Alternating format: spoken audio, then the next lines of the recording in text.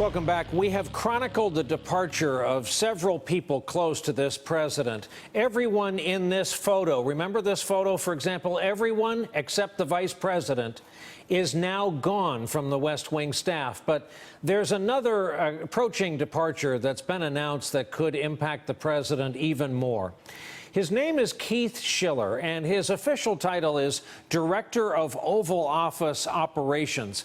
That doesn't come close to describing, though, his role in Donald Trump's life. Schiller is a former veteran of the Navy and of the NYPD. He handled security for Trump before that became the job of the Secret Service. He has roughed up a protester or two over the years. He has shown a reporter or two the door, like our friend Jorge Ramos there.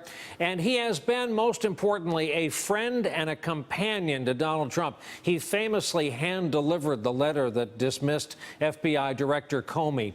The announcement that Schiller is leaving the White House prompted Maggie Haberman of the New York Times to say, quote, Schiller is the ultimate emotional binky for Trump. Shannon Pettypiece has just written about the Schiller departure for Bloomberg.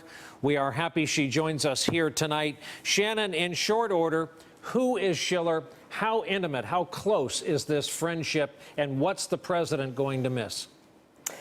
Well, you gave sort of his on-paper bio, but the sort of off-paper bio that I got from people who've spent months, years with the president and Schiller is that he is a confidant, he is a friend, he is someone who has been with the president every step of the way, not only through his time as Donald Trump, the businessman, the Apprentice star, but through the campaign, sat next to Trump for every conversation, every phone call, every morning in the White House. Schiller would be the first person and the last person the president would talk to outside of his wife and his family.